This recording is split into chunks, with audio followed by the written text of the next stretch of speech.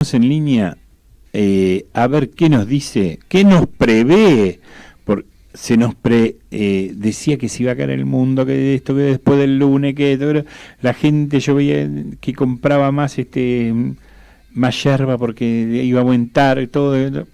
Raúl Sánchez, nuestro columnista de economía, nos dice qué va a pasar a partir de hoy. ¿Qué tal, Raúl? ¿Cómo le va? Anda, Víctor. Veo a Víctor, veo a Lorena, no veo a Joaquín. No Nos está así, abandonó. sola rata, mal, y nos dejó acá pagando. ¿Tenía examen o algo así? ¿O ya estoy Está mal con la trabajando. memoria? Dijo que estaba trabajando en logística. Bueno. Está trabajando en logística, sí. Sí.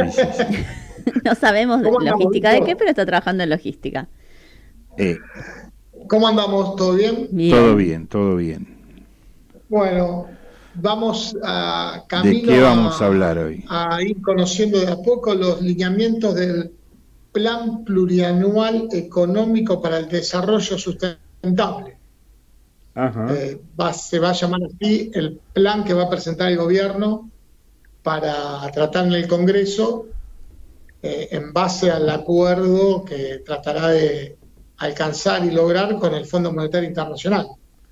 Creo que el lanzamiento de esa iniciativa, el domingo a la noche, el presidente Alberto Fernández busca tener una previsibilidad de los futuros, por lo menos 3 años, 2022, 2023 y 2024, en materia de política monetaria, tanto de reservas del Banco Central como de tipo de cambio, salarios, inflación, déficit fiscal en relación al Producto Bruto Interno, exportaciones, importaciones, saldo de la balanza comercial, y también el tratamiento de las leyes, la ley de hidrocarburos, la ley de movilidad sustentable, el presupuesto 2022 y la ley de reciclado de envases, que son 2 proyectos de ley que ya envió el Poder Ejecutivo al Congreso Nacional. Me parece que la clave va a estar ahí. Puede haber algunas cuestiones muy puntuales de estos últimos días. Viste que se dio a conocer que en las primeras 2 semanas de noviembre los precios aumentaron solo 1,1%. Si mantenemos la tendencia, estaríamos en un nivel de inflación en noviembre menor al de octubre. Por otro lado, se ratificó que los salarios del sector privado registrado, del sector público, en lo que va del año están por encima de la inflación, que hay que tener una política más focalizada en los salarios del sector no registrado y en todo lo que tiene que ver con ese segmento de la población que todavía no termina de encontrar su trabajo, esa cantidad de puestos de trabajo que destruyó la pandemia y que antes había destruido los últimos años el macrismo, y que todavía no lograron recomponerse. Son alrededor de por lo menos 60.000 puestos de trabajo. Me parece que ahí hay que focalizar la política económica, y lo otro importante es poder tener un ritmo de sostén y de crecimiento de reservas que permita hacer frente a los pagos acordados ya con el sector privado en materia de deuda, con lo que falta pagar de aquí a marzo con el Fondo Monetario y Club de París, en tanto y en cuanto después eso entre en el acuerdo. De hecho, se comenta que parte del acuerdo con el Fondo Monetario Internacional puede contemplar la llegada de algún dinero fresco, como se le dice en la jerga, a los efectos de poder fortalecer la reserva del Banco Central. Me parece que está ahí, la clave está ahí, porque para también no desviar el eje de lo que está pasando en la economía. Uh-huh. La economía está en pleno crecimiento. Ahora, el crecimiento per se, solo crecimiento no garantiza distribución de riqueza, ni solo crecimiento garantiza más desarrollo. O sea, ese crecimiento lo tenés que distribuir entre todos como se dice en la economía, entre todos los agentes económicos. Como se dice en la política, entre todo el pueblo.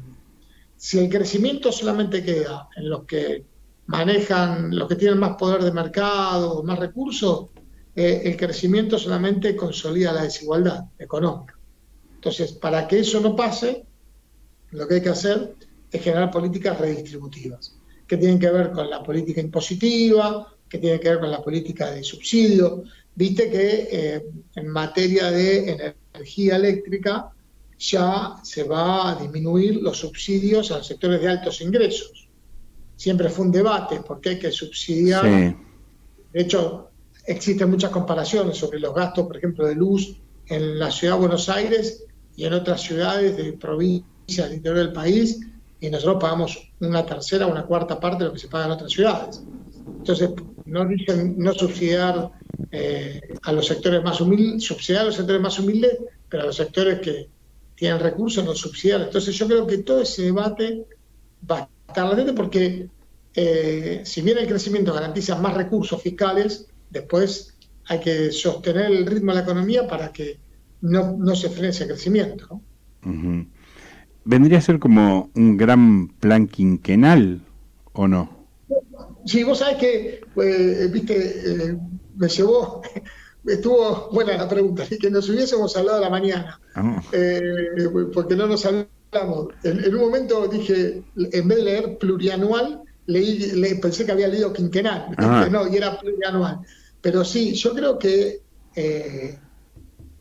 los planes quinquenales de Perón tenían este sentido y tenían objetivos muy concretos. Yo creo que si toca todas las variables que están previstas y tiene objetivos claros y concretos y logra tener un consenso no solo del resto de los sectores políticos, sino también del empresariado, de las centrales de trabajadores, de la economía popular, del mundo cooperativo, de la sociedad en general, podríamos asimilarlo a lo que es un plan quinquenal.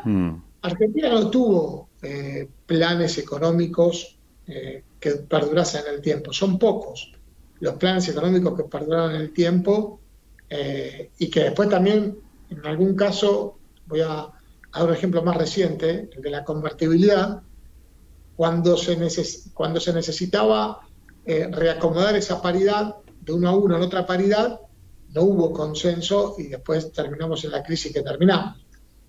Pero Argentina necesita un plan económico. Nosotros no sé si vos estabas, Víctor, ese día. En el 2003 la pobreza era del 57,5%. En el 2003 la pobreza era del 57,5%. Uh-huh. Con pandemia mediante estamos en un 40% de pobreza, bajando, pero 40%. No podemos pasar otros 18 años más para tener 25% de pobreza o 22% de pobreza. Y 30 años para que la pobreza esté por debajo del 10%. Entonces, la única forma de sostener esto es poniéndose de acuerdo, porque cuando vos hablas de pobreza tocas ingresos y precios. Claro. Es decir, vos te aumenta el salario un 30% y la inflación es del 30%, no recuperaste nada, estás en el mismo nivel. Entonces vos tenés que ponerte de acuerdo en esas cuestiones. Vos fíjate que hoy, siempre decimos, las tarifas no aumentan. Ya se anunció que no va a haber aumento ni de tarifa ni de combustible, esto lo hablamos el martes pasado, Lorena lo comentó. No va a haber aumento de combustible ni de tarifas hasta el año que viene. Creo que hasta abril dijeron, por lo menos el año que viene. El tipo de cambio se devaluó menos que la inflación. Eso está en todos los medios, se puede leer en cualquier medio, oficialista u opositor. Tenemos saldo positivo de la balanza comercial, por 14º mes consecutivo la recaudación le ganó a la inflación, quiere decir que la actividad económica está pujante, quiere decir que se recauda más de lo que aumentan los precios, con lo cual hay crecimiento. Hay anuncios de inversiones nacionales y extranjeras de envergadura, pequeñas, de envergadura, diversificada, no se invierte solamente en un sector, es diverso. Hay nuevos marcos legales para la actividad económica, quiere decir que es necesario un acuerdo, un programa que por lo menos durante 3-4 años nos dé una estabilidad. Y que si hay que reformular algo en el devenir de los 3-4 años por situaciones endógenas o exógenas, que también exista esa posibilidad de acuerdo. Si no, no tiene sentido. Lo mismo que hablamos hace 2-3 programas atrás, Víctor, con los precios máximos o el acuerdo de precios. son medidas de emergencia los precios máximos. Vos tenés que ir después a la búsqueda de un acuerdo de cómo esos precios se van adecuando a la realidad económica sin perjudicar el nivel adquisitivo del salario. Creo que es el trabajo que queda post pandemia, porque la verdad que los números de contagio en Argentina todavía se mantienen bajos, la positividad abajo del 4 o 5%, el plan de vacunación, mira, recién justo lo estaba leyendo, en la segunda dosis ya estamos arriba del 60%, en la primera dosis estamos llegando al 80%, si hay que poner un renglón más con tercera dosis, porque en muchos lados se está aplicando, todo el mundo sabe que el turismo va a explotar, muchas actividades han vuelto a tener una dimensión ya llegando a niveles de prepandemia, cuando hasta hace poco tiempo estaban cerradas. Es el momento apropiado. Después de las elecciones, con 2 años vista hasta que de vuelta se vuelva a competir electoralmente en 2023. Uh-huh. Sí, yo creo que la verdad que lo importante es también, primero que es el proyecto de ley que se manda al Congreso, ¿no? Que involucra a todos los sectores, cómo se va a pagar la deuda, ¿no? En qué tiempo, con qué, desde dónde van a salir esos recursos, cómo los vamos a generar, y que estén todos los actores de la sociedad involucrados, ¿no? Porque si no, viste, de una buena vez para terminar con todo eso, lo que vos señalaste, todas las cosas que por la pobreza, todos esos porcentajes que venimos arrastrando hace mucho tiempo, es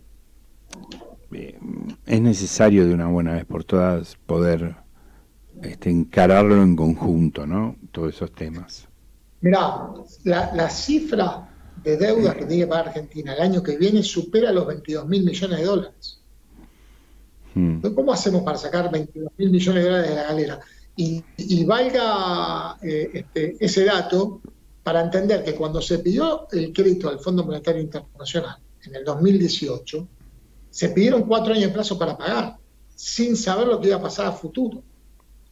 Y vos fijate que el gobierno ya cuando asumió en diciembre de 2019 se sabía que no se estaba en condiciones de pagar, y vino toda la época de la pandemia, ya en ese momento en el mundo ya la pandemia azotaba, en Europa, en los países asiáticos. Después se extendió a todo el mundo y obviamente la discusión pasó por otro eje, pero es distinto la óptica de cómo se va a resolver la situación ahora. Es decir, bueno, pongámonos de acuerdo, como decís vos, ¿de dónde sacamos los recursos? Porque para sacar los recursos a un lado, es decir, vos sabés que cuando sacás esos recursos no tienen destino adentro, si vas a pagar la deuda, tienen destino a los acreedores. ¿Cuál es el plan para crecer?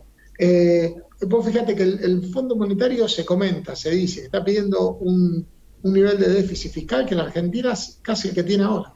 Un poquito por encima del 3% del PBI. Con lo cual, algunas metas están como cumplidas. Claro. Puede ser que haya alguna duda con la brecha cambiaria, las diferencias entre los dólares legales, en bolsa, etcétera, con el oficial. Bueno, ¿cómo hacemos para disminuir la brecha, pero que eso no tenga impacto en la inflación? Porque vos sabés que cuando aumenta el valor de la moneda extranjera, automáticamente se produce un aumento de precios y genera estragos en la economía local. Tuvimos que cambiar la ley de movilidad jubilatoria para que los saberes jubilatorios pudiesen ganar la inflación, cosa que va a pasar este año. Vos fíjate, ya se dio a conocer cuánto va a aumentar en el mes de diciembre los saberes jubilatorios y de pensionados, el 12,11%. Cuando uno hace la suma, sin contar los bonos, va a estar por encima de los niveles de inflación. Entonces, hay algunas cuestiones que están resueltas, pero que el eje central es: señores, no estamos en condiciones de pagar en un año 22.000 millones de dólares. No, es imposible. No estamos en condiciones. Entonces, ¿cómo hacemos?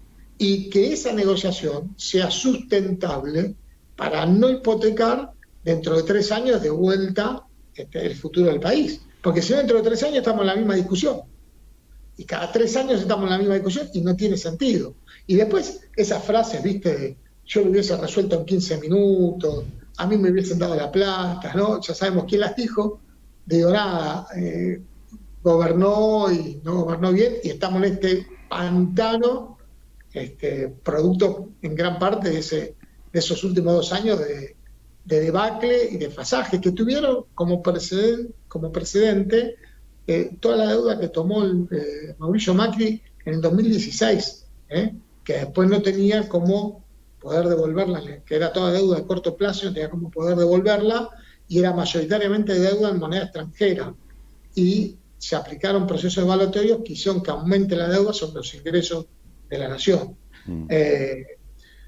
Un dato, no sé si lo viste, ya hay más de 5.000 personas. Tiro el dato porque me desvié un poco el tema, pero no quería olvidarme de este dato, porque he visto a la AFIP difundiendo este programa en las calles de la ciudad, el programa Registrada. Ya hay más de 5.400 personas que van a poder registrar a la trabajadora ama de casa. Eso también ayuda a fortalecer todo el mercado laboral, a que haya menos trabajo no registrado, que esa persona goce los beneficios de la obra social, de los aportes jubilatorios. Y recordemos que el Estado ahí durante 6 meses va a aportar el 50% del salario. No es menor ese dato. No, es muy importante. ¿Viste? Es muy importante. Hay que apuntar hacia esas políticas, creo yo. Sí. La ley de hidrocarburos va a ser importante. Viste, la semana pasada yo no estaba, contaba que había pasado desapercibido las inversiones de YPF. YPF va a 3.500 millones de dólares. Va a invertir YPF el año que viene, un 30% más que lo que invirtió este año, y con Shell en una inversión de 300 millones de dólares en Vaca Muerta. Esa es una YPF fuerte. Hoy estamos produciendo desde Vaca Muerta más gas que en Bolivia. Y estamos suplantando ese gas, con lo cual no necesitamos importar energía tanta como se importó en un momento del gobierno de Cristina para sostener el crecimiento económico. Sin energía sin la energía no puede funcionar la economía. No necesitas energía para producir, básicamente, más allá del consumo hogareño o residencial. Y entonces tenés que tener una matriz de creación de energía sustentable. Por eso también la importancia de la inversión anunciada por la empresa australiana, porque en el futuro, no digo ya el año que viene, pero en el futuro podemos exportar también energía eólica. No es menor ese dato. Bueno, Raúl, hablamos un montón. Hablaste un montón. Como verán, Víctor, estamos expectantes, pero a su vez un tanto optimistas por el rumbo. Sí, hay que estar optimistas y hay que tener hay que tener esperanza. Sí, no quería decir la palabra esperanza, pero hay que tener a mí me gusta esa palabra. Bueno, hay que ser positivo de que las cosas van a ir bien. Yo creo que el gobierno estos 2 meses también tomó nota de la situación.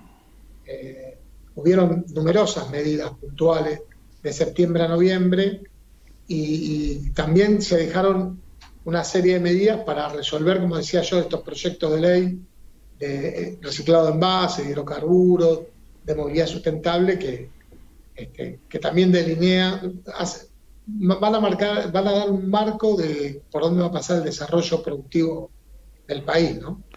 Bueno, muchas gracias por todo. Hoy vi que están con ganadores. Estamos con ganadores en el programa. Estamos con ganadores, sí, sacamos a ganadores.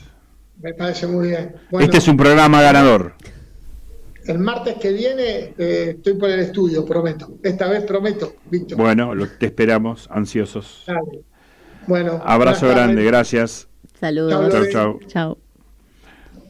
Aquí llegamos a las 15:04